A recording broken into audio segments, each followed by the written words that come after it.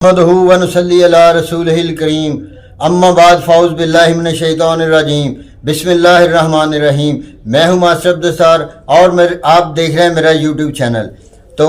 Election जो हैं वो अपनी अख्ताम को पहुंच चुके हैं और इलेक्शन कमीशन से रिज़ल्ट आ रहे हैं। तो जब तक ये मैं आपके साथ वीडियो शेयर कर रहा हूं, इस वक्त तक तकरीबन इलेक्शन कमीशन ऑफिस से 50 सीटों का रिज़ल्ट अनाउंस हो चुका है, जिसमें तकरीबन 100 नशिस्तें आज़ाद उम्मीदवार यानी कि तहरीक इंसाफ के हमायत याफ्ता उम्मीदवारों ने जीत ली हैं। उनमें 4 या 5 वैसे ज़ाती इंडिपेंडेंट भी हैं। तो तकरीबन 95 सीटें जो हैं वो तहरीक इंसाफ के हमायत याफ्ता उम्मीदवारों ने जीत ली हैं। लेकिन तहरीक इंसाफ ये क्लेम कर रही है कि उनके पास जो वाज़ेह अक्सरियत है वो 170 सीटें की है और वो 170 सीटें तकरीबन कौमी असम्बली की जीत चुके हैं।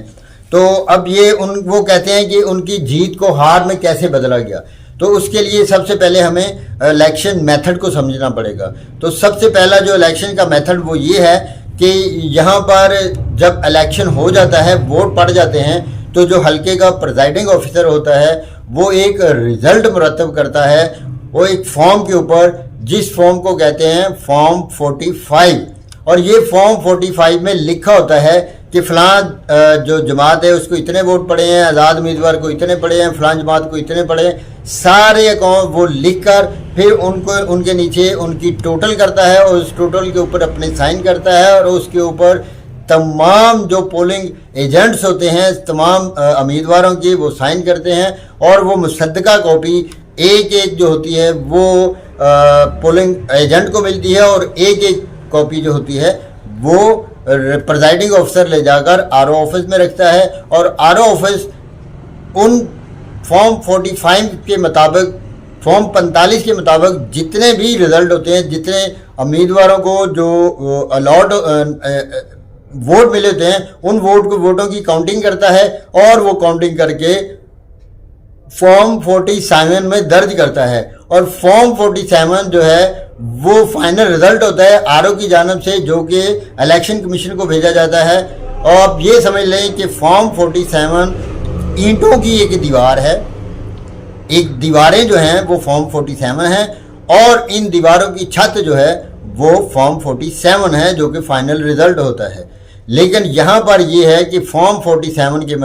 जो है वो उसकी जो छत है तहरीक इंसाफ के मुताबिक वो बिल्कुल ही रेत की दीवारों के ऊपर खड़ी है, क्योंकि फॉर्म 47 और फॉर्म 45 के मुताबिक रिज़ल्ट में ज़मीन आसमान का फ़र्क है। जिसकी सबसे बड़ी मिसाल ये है कि सलमान अकरम राजा सबसे पहले इस लाहौर हाई कोर्ट में चले गए हैं और उन्होंने ये क्लेम किया कि मैं 60 से 70 हज़ार वोटों से फॉर्म 45 के मुताबिक जीत रहा हूँ, जबकि मेरे मद्दे मुखालिफ ओन चौधरी के उसकी जीत का आरओ ने ऐलान कर दिया है। और जबकि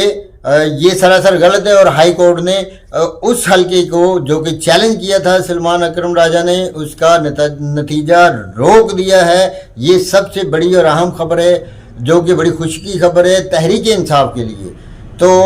फॉर्म 47 के बाद जो फॉर्म 47 होता है वो एक किस्म का कवर फ्राहम करता है। तो इस फॉर्म 47 में बहुत सारी गलतियां हैं, बहुत सारे नकास हैं। जैसा कि बहुत सारे हलकों में एक ऐसा हलका है लाहौर का जिसमें कि 1,71,000 वोट शो किए गए हैं और दूसरी पार्टी के 1,15,000 आप हल्का समझ रहे होंगे। तो इस हलके के जो फॉर्म 47 में इसमें बहुत संगीन गलतियां हैं। मिसाल के तौर पे पहली गलती तो ये है कि जो डाले गए वोट हैं और जो काउंट किए गए वोट हैं, वो जो काउंट किए गए वोट हैं वो डाले गए वोटों से भी तकरीबन 1,000 ज़्यादा हैं। अभी इसमें जो मुस्तरद किए गए वोट हैं वो भी शामिल करने हैं।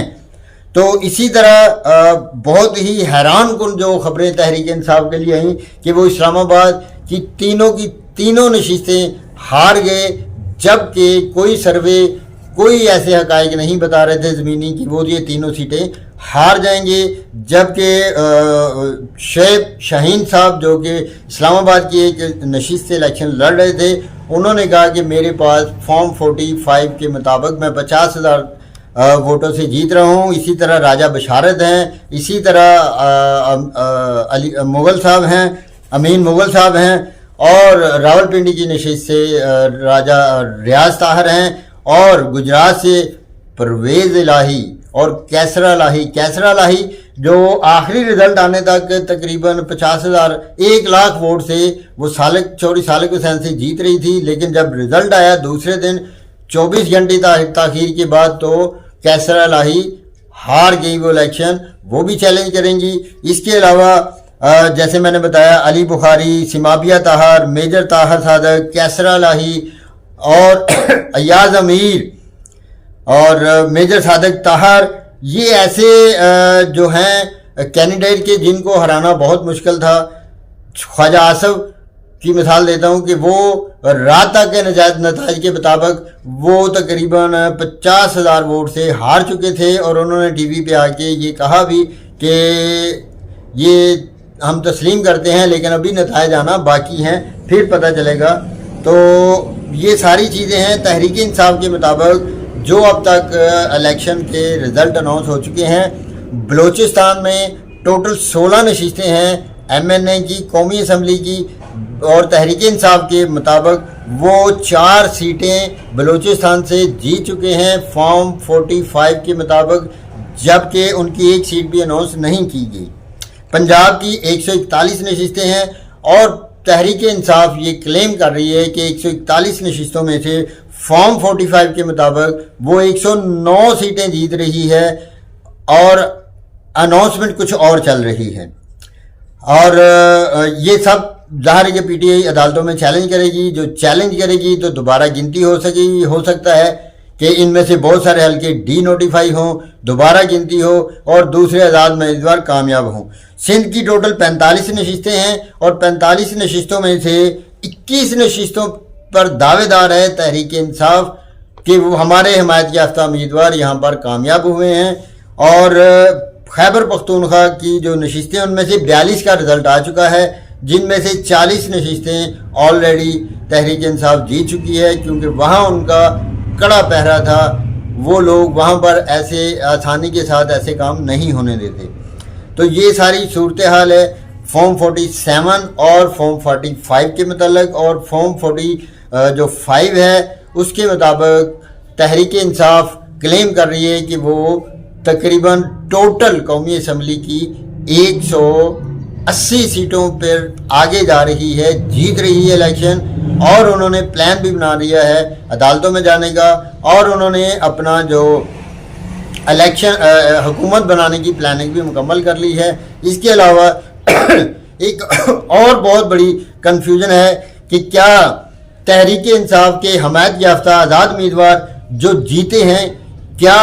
وہ تحریک انصاف کو جوائن کر سکتے ہیں؟ ہاں، تو اس کا جواب ہے قانونی ماہرین کے مطابق یس، کہ وہ جوائن کر سکتے ہیں، لیکن الیکشن کمیشن جو کہ ایک پلی پیش کر رہا ہے کہ الیکشن ایکٹ کے مطابق کہ جس پارٹی کے پاس نشان ہوگا اسی میں امیدوار جا سکتے ہیں، تو اس کا توڑ بھی تحریک انصاف کے ساتھ پاس ہے۔ راجہ عباس ناصر کی 2 دن پہلے آپ کو پتہ ہے کہ ملاقات ہوئی تھی عمران خان سے، تو ان کی پارٹی بھی ایک سیٹ کے پی کی خیبر پختونخوا سے جیت چکی ہے، تو ان کے ساتھ بھی ان کا لحاق چل سکتا ہے کہ وہ سارے ممبر جو ہیں وہ اس جماعت میں شامل ہو جائیں، اور وہ اپنی مخصوص نشستیں اور جو اقلیتی نشستیں بھی حاصل کر لے، اور اس طرح ایک اچھی خاصی میجورٹی حاصل کرنے میں کامیاب ہو جائیں گی تحریک انصاف۔ اس کے علاوہ جے آئی کے ساتھ بھی ان کے مذاکرات چل رہے ہیں، اور ویسے وہ سب سے زیادہ اعتماد جے آئی پہ کرتے ہیں، کیونکہ وہ کمٹمنٹ کی پکی جماعت ہے، جو وعدہ کر لیتی ہے اس سے پیچھے نہیں ہٹتی، اور پورے ملک میں جو ہے ان کے جو آرگنائزیشن ہے بڑی منظم قسم کی آرگنائزیشن ہے۔ تو یہ ساری باتیں ہیں۔ میں یہ کہنا چاہتا ہوں تمام سیاسی جماعتوں کے ورکرز کے اور لیڈران سے کہ ابھی آپ